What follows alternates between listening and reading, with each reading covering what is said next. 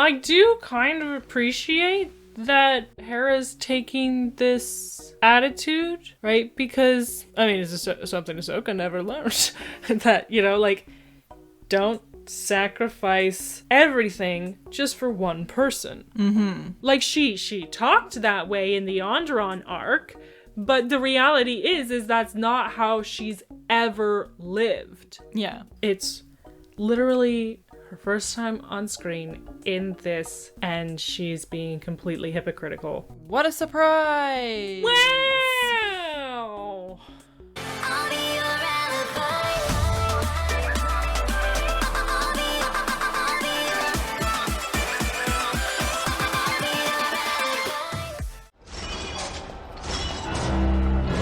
Just a little ominous.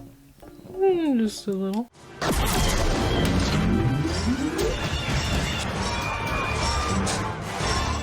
Yeah, because having this thing rampaging around a populated area is conveniently not causing any problems, even though it very much should be. I can't get a shot if you keep running from them! Use the rear cannon! There is no rear cannon! Hey, I'm doing the best I can. Nobody said you weren't? Well, he implied that he is the rear cannon. Oh. Plug in, Chop. We need prisoner logs of all Imperial detention facilities. Chopper! He's still searching for Kanan! Go get him! Just leave him. It's interesting because there are a few moments from Chopper where I'm like, okay, like... Yeah, he's kind of justifying his existence.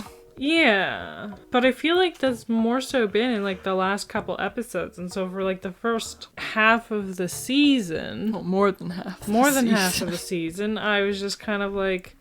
This droid sucks. But again, like, I think I kind of said this before, right? Like, if a droid is just a droid, then, like, everything he has done could have been done by any droid. There you go, yeah. But if a droid is a pet, then it's kind of like, okay, well, I want this droid doing it, and I have to put up with his quirks. And so for me, it's like, it comes down to, do the benefits outweigh the quirks? They definitely don't in this case. Not so far, but like, I mean, it has time to balance out. It's one of those things that it's like in that moment there, it's kind of weird, right? Because it's like, okay, Chopper was staying, even though he could have left. But why didn't he leave? Oh, he was still searching for Kanan. But he couldn't connect. No connection. They must have taken down their entire data network. There was nothing for him to search. Oh, right. But Sabine said there, like, he's still searching for Kanan. Yeah. So that must have changed at some point. But she's like, oh, they wiped out all the data. Right, yeah. What the heck was he doing? So I was gonna say, it was like, you know, that's one of those moments where, like, not necessarily any droid, like, because that's him being loyal to the crew, his family, whatever, right? But it's like, but no, that doesn't make sense because he's literally plugged into basically an empty socket. There's nothing for him to stay there for. Unless they forgot what they said 3 sentences earlier, and Which later is they're entirely going to have, possible. like, oh, look, Chopper, you know, he stayed those extra seconds so he could get us this vital information. So we'll see how that plays out. But, like, as it stands right now, it kind of seems like they had him stay behind just for the sake of a little extra tension. That's entirely possible. And yeah, he's not really redeeming himself yet. Like, because the other moment I'm thinking of is, yeah, when he guarded the sewer hole there, and then he was trying to get it to help cut them out. But then when they used their lightsaber, I was like, oh, duh. I mean, I understand why they didn't use it on the way in, but then again, it's like, well, he tried at least. He tried. And right? then in the episode before that, when he stole the fuel. So it's like, you know, there's definitely moments. The thing is, I'm pretty sure he gets, like, even worse in the later seasons, like, as the seasons go on, so... Yeah, because so far, like, there's been some bad things. But, like, most of the things are not super bad. Some of them were, like, pretty, like, he straight up tried to, like, kill Ezra at one point. Yes, I said there were some that were really bad, but most of them haven't been, like, really, really bad. I'm sorry, but you must focus on your next objective. But Fulcrum, Kanan is our objective. We can still find him. At what cost? You're not one to talk! That's Ahsoka, isn't it? Because she's Fulcrum. Yeah. Where are her Montrals and her Laku? Uh-huh. Guess they're so intent. Maybe they hadn't even decided at this point who it was gonna be, but that doesn't make much sense. So it's probably like they were so hell-bent on keeping it a secret that they cheated. I think you can definitely tell that it's supposed to be like a woman's voice being masked. So I think, yeah, they're just cheating to hide that it's Ahsoka. Also, I love how, like, the first time we actually hear her talk is her throwing Kanan under the bus. And then the last time we hear her talk in this show is her throwing Kanan under the bus. Wow! Yeah. And wasn't, like, her whole thing about, like, learning that attachments aren't bad? In the episode with Sakura, where they crash land on the Lurman homeworld, Ayla was like, you know, don't sacrifice 1,000 lives to save one. And Ahsoka's like, but I can still save him. And then she just kind of kept that mentality for the rest of the show. But completely ignored Sakura's lesson. With Barriss as well, right? Like, she chose her attachment to Barriss. Mm-hmm. Right? And that was like, was that the right thing to do? She's always chosen personal attachment, and the show has always supported her in that. Yeah, but then, like, that's her thing, right? Like, that she's kind of like, no, the Jedi don't have it all figured out. I need, like, there's a different way that this should be done. I'm going to, you know, follow my heart, if you will. Like, I mean, she never said that, but, like, that was kind of her vibe. That was kind of her thing. Yeah. And so it doesn't make sense that here and in The Mandalorian, she's all like, no attachments, that's bad, you know, focus on your objective, you know, purpose over feelings, when she never lived that. Exactly. Like, she talked that way in the Onderon arc, but the reality is that's not how she's ever lived. Yeah. It's literally her first time on screen in this, and she's being completely hypocritical. What a surprise! Wow! Your mission was to be unseen, unnoticed. You're not one to talk! Yeah! Like, Onderon, you remember it? You were ordered to observe, and you very much did not observe. Yeah, you were explicitly told, do not interfere. And what did you do? You jumped right in there, exposed the Republic's support for the rebels, brought the Separatist forces down on them like an iron fist, caused so many deaths. You are not one to talk. But if you are caught, if Ezra is caught, Good Hope will die. What? Why is she putting so much emphasis on Ezra? Like, does the rest of the team not matter? What the heck? Especially since we find out later that Sabine is Force sensitive, so she's favoring Ezra because he's Force sensitive. A cough, cough! Sabine was never Force sensitive in this show. She was never Force sensitive, period, until Filoni pulled that out of his rear end for the Ahsoka series. Ezra, there's a bigger mission you're not seeing. It can't be jeopardized for one soldier. I mean, Ahsoka being Ahsoka aside, I do kind of appreciate that Hera's taking this attitude, right? Because, I mean, it's something Ahsoka never learned. That, you know, like, don't sacrifice everything just for one person. Mm-hmm. And they've made it clear that there's something between Kanan and Hera, so, like, you know this isn't easy for Hera. But yeah, she's doing what she believes is best for the greater good. I miss him too. That's kind of nice that they have Chopper miss him. Just waiting for the signal. No, don't turn it up. Are you Chopper was helpful. Yeah.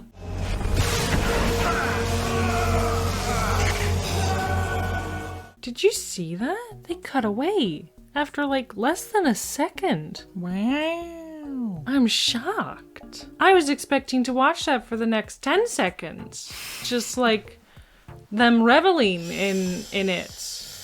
TCW. Kanan, a Jedi? You're funny, kid.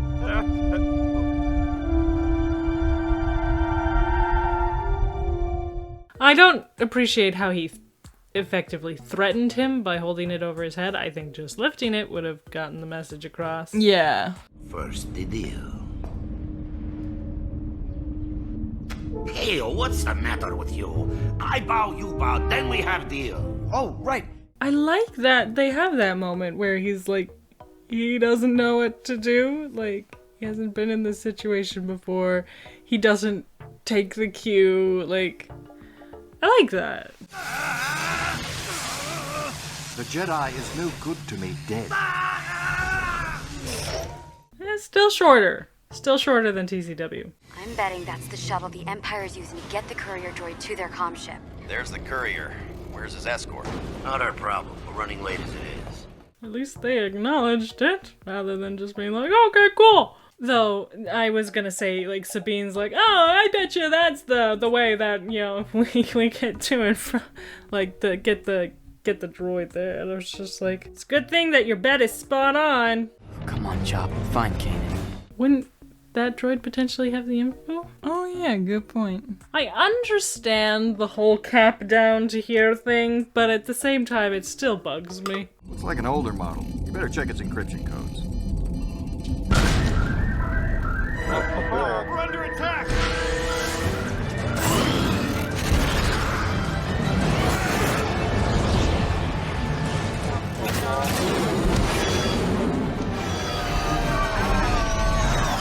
That's a cool plan. I think it's logical, it's believable,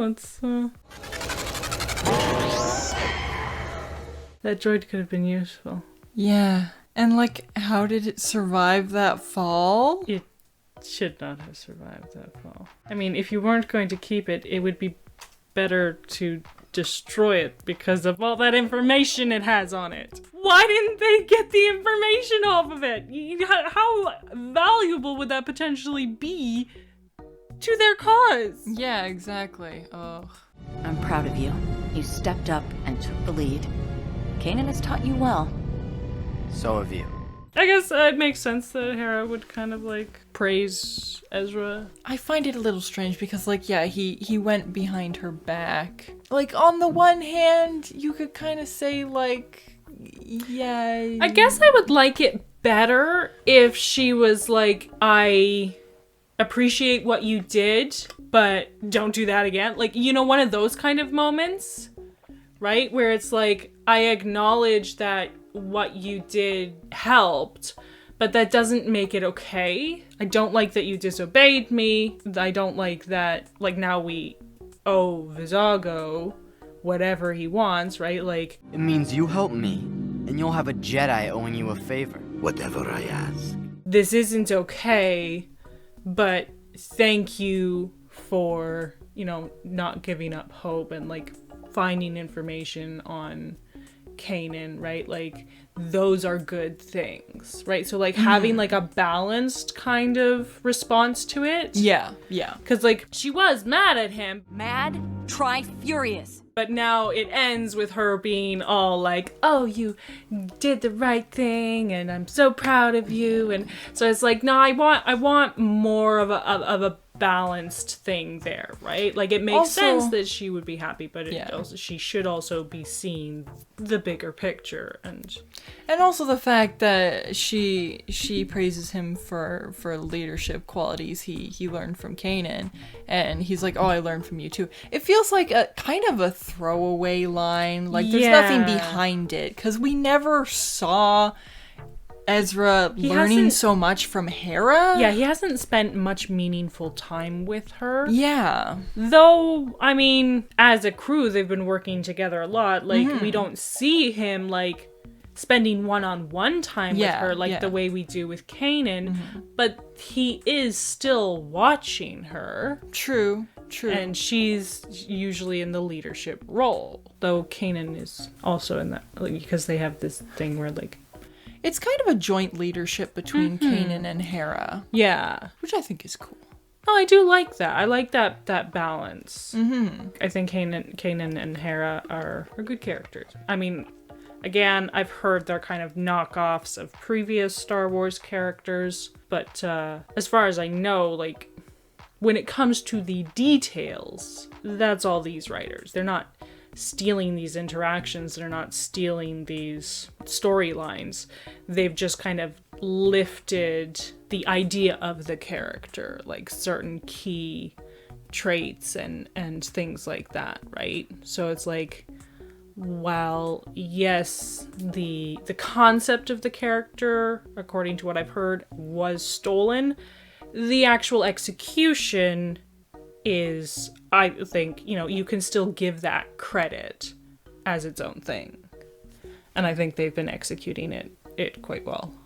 Yeah, I think the execution of the characters is overall pretty good. But yeah, I don't remember which Legends characters they were I don't remember supposedly the names. based on, so I can't really speak to just how close they are. I know someone in our comments can probably tell us, so if you would kindly refresh our memory. Clarify. Kanan is on Governor Tarkin's destroyer, the Sovereign. It's scheduled to leave soon. Where to? The Mustafar system?